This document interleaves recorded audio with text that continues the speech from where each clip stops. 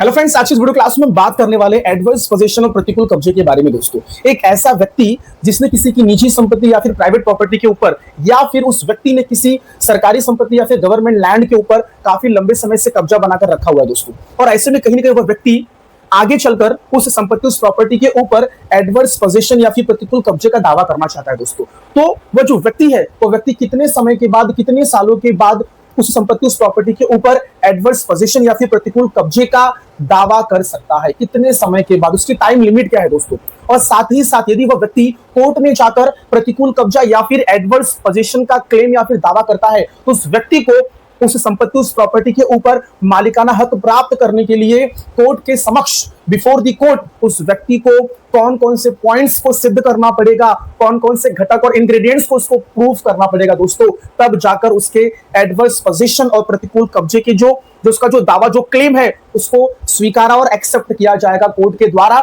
और उस व्यक्ति को उस संपत्ति उस प्रॉपर्टी का मालिकाना हक दे दिया जाएगा दोस्तों। तो आज हम इस वीडियो क्लास में इसी के बारे में डिटेल में और विस्तार में चर्चा करेंगे दोस्तों।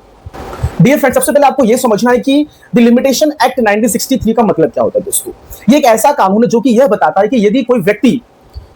व्यक्ति अपने राइट्स, अपने अधिकार के लिए यदि कोर्ट में जाना चाहता है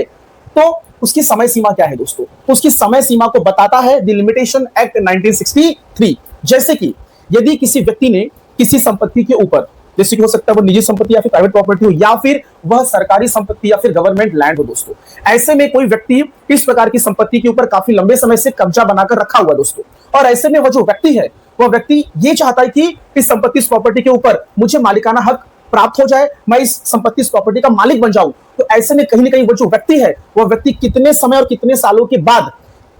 किस टाइम लिमिट के बाद वह जाकर कोर्ट में क्लेम कर सकता है दोस्तों। और साथ ही साथ वह व्यक्ति जो उस प्रॉपर्टी उस संपत्ति का मूल मालिक है, जो रियल ओनर है, उसे कितने समय और कितने सालों के अंदर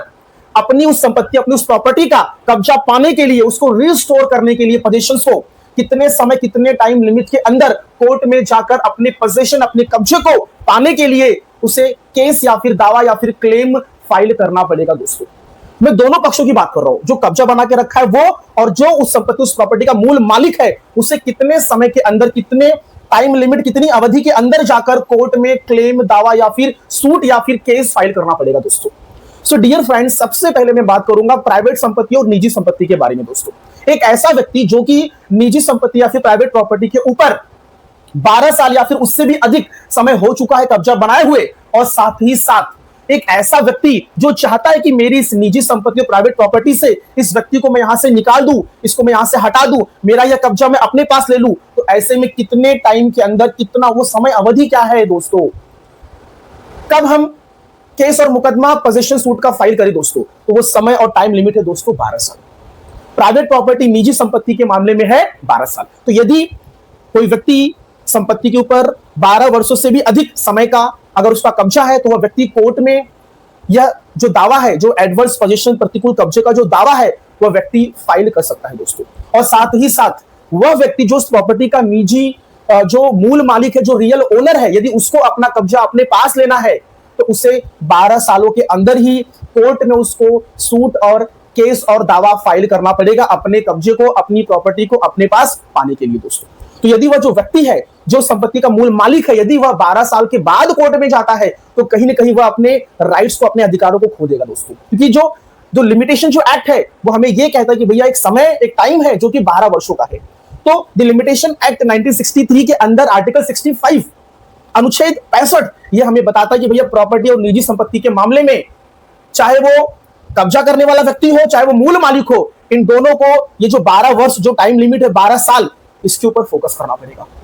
तो 12 वर्षों के बाद जो कब्जेधारी है वह प्रतिकूल कब्जा, मालिकाना हक को पाने के लिए कोर्ट में सूट फाइल कर सकता है, दावा और क्लेम फाइल कर सकता है दोस्तों। और जो संपत्ति उस प्रॉपर्टी का जो मूल मालिक है, जो मूल स्वामी है, जो रियल जो ओनर है, यदि उसको वह कब्जा खाली करवाना है, उस संपत्ति उस प्रॉपर्टी को अपने पास लेना है, तो उसको 12 वर्षों के अंदर ही उसको कोर्ट में मुकदमा फाइल करना पड़ेगा, पोजीशन सूट को फाइल करना पड़ेगा दोस्तों। कब्जे को खाली करवाने का जो केस है, जो मुकदमा है, वो फाइल करना पड़ेगा दोस्तों। ये जो टाइम लिमिट है ये बताया है द लिमिटेशन एक्ट 1963 के आर्टिकल 65 में दोस्तों। और साथ ही साथ यदि किसी व्यक्ति ने किसी सरकारी संपत्ति, गवर्नमेंट लैंड के ऊपर यदि काफी लंबे समय से कब्जा बना के रखा हुआ है और वो कब्जे का जो समय अवधि है यदि वह 30 वर्षों से ऊपर का हो चुका है दोस्तों, 30 वर्षों के ऊपर का, दैट मींस कि 40 साल, 50 साल, 35 साल, 60 साल, 100 साल जो भी है, तो उसके बाद वह जो व्यक्ति है वह व्यक्ति कोर्ट में उस संपत्ति, उस प्रॉपर्टी के मालिकाना हक को प्राप्त करने के लिए एडवर्स पोजीशन, प्रतिकूल कब्जे का दावा और क्लेम फाइल कर सकता है कोर्ट में दोस्तों। लेकिन ये बात को जरा आपको ध्यान रखना है दोस्तों, सरकारी संपत्ति, गवर्नमेंट लैंड के मामले में एडवर्स पोजीशन, प्रतिकूल कब्जा का ये जो केस जो है फाइल करना, ये थोड़ा सा डिफिकल्ट और आसान नहीं है दोस्तों। डिफिकल्ट है, आसान नहीं दोस्तों, क्योंकि यहां पे जो सरकार है, जो गवर्नमेंट है, उनके जो राइट्स, उनके अधिकार है, उसको काफी मजबूती से सुरक्षित रखा गया है दोस्तों। अधिकतर उनके फेवर में ही काम किया जाता है। रीजन ये है कि भैया सरकार है, और यदि सरकार समय सीमा के अंदर 30 सालों के अंदर यदि कोई एक्शन नहीं लेती है उस कब्जे को खाली करवाने के लिए, तो कहीं ना कहीं जो सरकार, जो गवर्नमेंट है, वो भी अपने अधिकारों को खो सकती है दोस्तों। तो टाइम लिमिट को फॉलो करना है दोस्तों। तो ये जो टाइम लिमिट है, ये टाइम लिमिट हमें सिर्फ ये बताता है, जो समय सीमा हमें सिर्फ ये बताता है कि भैया इतने समय सीमा के अंदर आपको मुकदमा, आपको जो भी सूट है, जो आपको पोजीशन को वापस, कब्जे को वापस पाना है, इस समय सीमा के अंदर फाइल करिए। और यदि आप लंबे समय से काबिज है, तो यदि आप उसका मालिकाना हक प्राप्त करना चाहते हैं, तो आपको ये समय सीमा के बाद आपको कोर्ट में आकर आपको एडवर्स पोजीशन और जो प्रतिकूल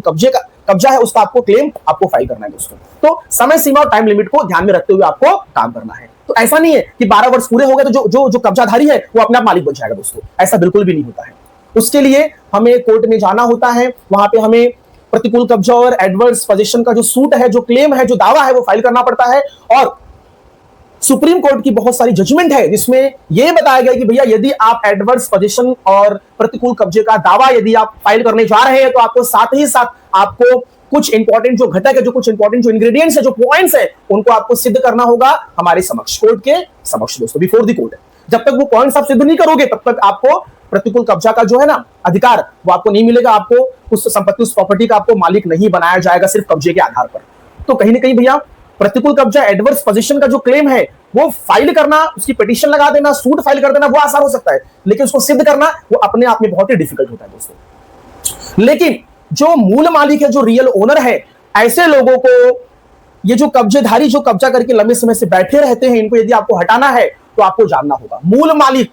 रियल ओनर, आपको जागना होगा। आपको आपकी संपत्ति, आपकी प्रॉपर्टी की आपको सुरक्षा करनी होगी, उसकी बाउंड्री मारनी होगी, उसका देखभाल करना होगा, और समय सीमा के अंदर ही उनको वहां से हटाना होगा दोस्तों। क्योंकि यदि आप नहीं हटाएंगे तो वो एडवर्स पोजीशन का क्लेम फाइल कर देंगे, और बहुत सारे कुछ ऐसे पॉइंट्स उनके पक्ष में रहेंगे जो कि वो सिद्ध कर सकते हैं दोस्तों। तो ऐसे में कहीं ना कहीं आप अलर्ट और सावधान हो जाइए दोस्तों। यदि आपकी संपत्ति, आपकी प्रॉपर्टी है, तो जो अवैध कब्जे है, जो भी या फिर किसी प्रकार कोई भी कब्जा हो, उसको आप वहां से हटवाइए और संपत्ति और प्रॉपर्टी को अपने कब्जे में लीजिए समय सीमा के अंदर, 12 साल के अंदर, यदि सरकार है तो 30 साल के अंदर दोस्तों। और जो सरकारी जो जमीन है, जो गवर्नमेंट जो लैंड है,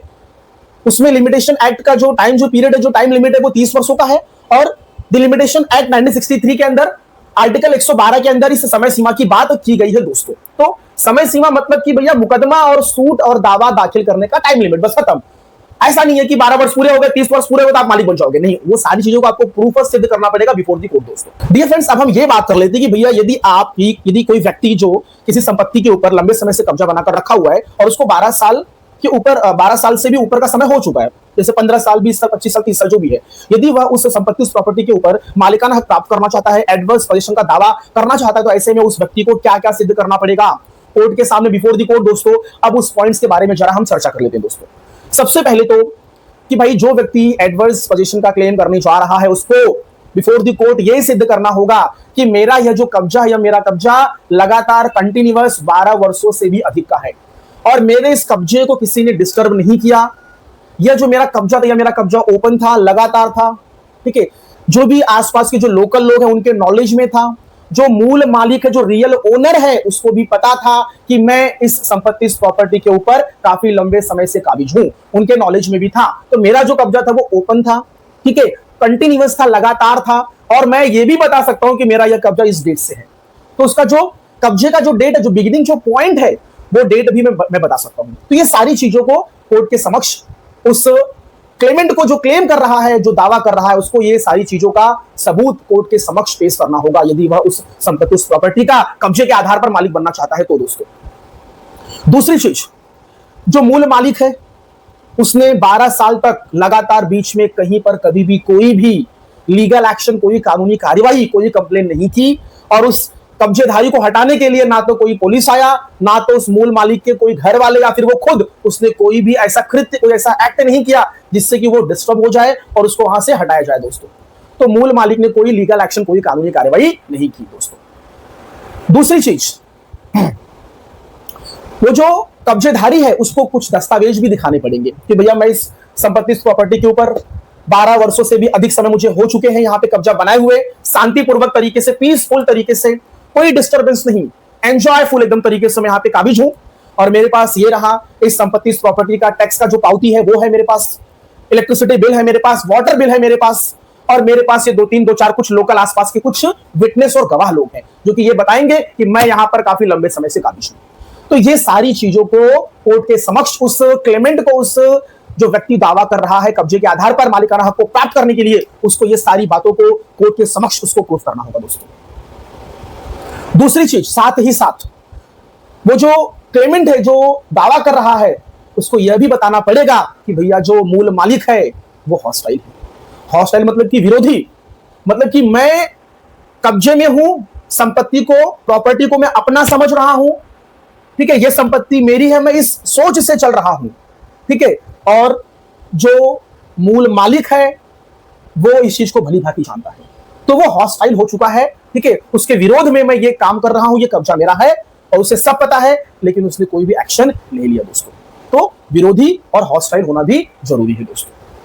तो डियर फ्रेंड्स, कुछ इस प्रकार से ये जो मैंने आपको पॉइंट्स बताए हैं, सुप्रीम कोर्ट की बहुत सारी लैंडमार्क जजमेंट के अंदर इन पॉइंट्स के बारे में भी चर्चा की गई, इसका वर्णन किया गया है कि भैया ये सारी चीजों को एक व्यक्ति को जो एडवर्स पोजीशन का दावा क्लेम करना चाहता है, उसको ये सारी बातों को कोर्ट के समक्ष उसको प्रूफ और सिद्ध करना पड़ेगा, उसके बाद ही वह व्यक्ति उस संपत्ति का उसको मालिकाना हक दिया जा सकता है दोस्तों। तो सिर्फ कब्जे के आधार पर नहीं, कब्जा करने के बाद 12 वर्षों के बाद उसको कोर्ट में जाकर क्लेम और दावा भी फाइल करना पड़ेगा दोस्तों।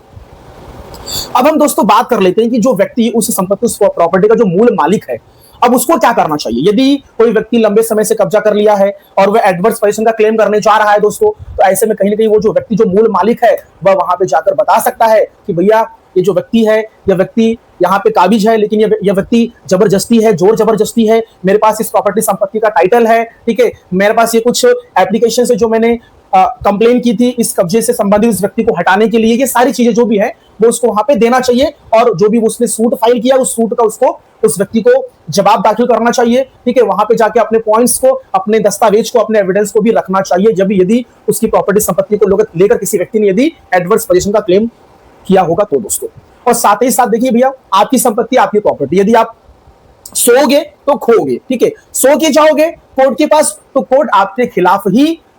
ऑर्डर देगी, जजमेंट देगी दोस्तों। तो समय सीमा के अंदर एक्शन लीजिए, अपनी संपत्ति, अपनी प्रॉपर्टी की सुरक्षा करिए, और आप कहीं भी हो, अगर आप वहां नहीं पहुंच पा रहे तो कहीं ना कहीं आप एक कोई एजेंट रखिए, कोई एक सर्वेंट रखिए जो आपकी प्रॉपर्टी संपत्ति की देखभाल करे, कोई दूसरा व्यक्ति आके आपकी संपत्ति के अंदर कब्जा ना कर ले दोस्तों। और दूसरी चीज, यदि आप कोई संपत्ति, प्रॉपर्टी आपने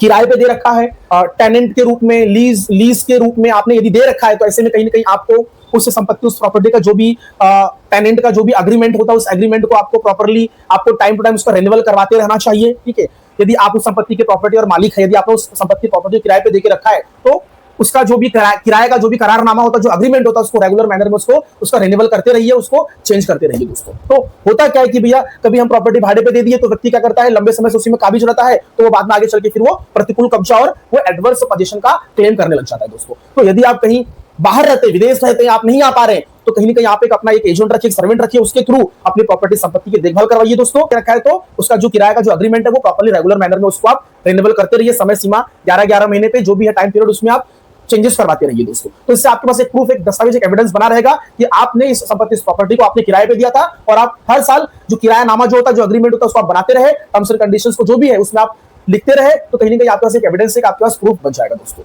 तो आपकी संपत्ति, आपकी प्रॉपर्टी, यदि आप अलर्ट मोड पे नहीं रहेंगे, आप एक्टिव नहीं रहेंगे, आप निष्क्रिय हो जाएंगे, आप सो जाएंगे, आप बेखबर हो जाएंगे आप, ठीक है, तो ऐसे में कहीं ना कहीं आपकी संपत्ति, आपकी प्रॉपर्टी आपके हाथों से जा सकती है दोस्तों। तो इसीलिए भैया आपकी संपत्ति, आपकी प्रॉपर्टी है तो उसको समय सीमा के अंदर खाली करवाइए, उसका ख्याल रखिए, उसको बाउंड्री रखिए, उसका देखभाल करिए। यदि किसी व्यक्ति को आपने भाड़े पे देके रखा है तो उससे प्रॉपर्ली उससे कम्युनिकेट करते रहिए, पेपर वर्क, दस्तावेज, डॉक्यूमेंटेशन वगैरह प्रॉपर मेंटेन करके रखिए, उसको बना के रखिए दोस्तों। सो डियर फ्रेंड्स, इस तरीके से मेरा ये वीडियो यहीं पे समाप्त होता है। आप लोगों ने इतना समय दिया, आप लोगों का बहुत बहुत धन्यवाद दोस्तों। यदि आपको मेरा ये वीडियो पसंद आया हो, अच्छा लगा हो, तो प्लीज मेरे इस वीडियो को शेयर करिए, इस वीडियो पे कमेंट करिए, लाइक करिए, और यदि आप इस चैनल पे नए हैं दोस्तों तो मेरे इस चैनल को सब्सक्राइब करिए दोस्तों। और यदि मन में कोई प्रश्न है, कोई डाउट है, कोई शंका है तो कमेंट सेक्शन में जरूर लिखिए दोस्तों, मैं उसका जवाब दूंगा। और मैंने एक हेल्पलाइन नंबर देके रखी है, आप उसके ऊपर कॉल भी कर सकते हैं। और यदि प्रॉपर्टी संपत्ति से रिलेटेड कोई पेपर्स वगैरह है, कुछ आपको उसकी जांच करवानी है, आपको कुछ दिक्कत आ रही है, तो आप वो प्रॉपर्टी के पेपर्स वगैरह जो भी है आप मुझे मेरे व्हाट्सएप नंबर पे शेयर कर सकते हैं। उसको देखने समझने के बाद ही मैं आपको उसमें गाइड और आपको कंसल्ट और एडवाइस कर सकता हूं दोस्तों। और साथ ही साथ कुछ भी प्रॉब्लम, कोई भी दिक्कत है, आप कॉल करिए, मैं आपके साथ रहूंगा दोस्तों। थैंक यू सो मच, धन्यवाद।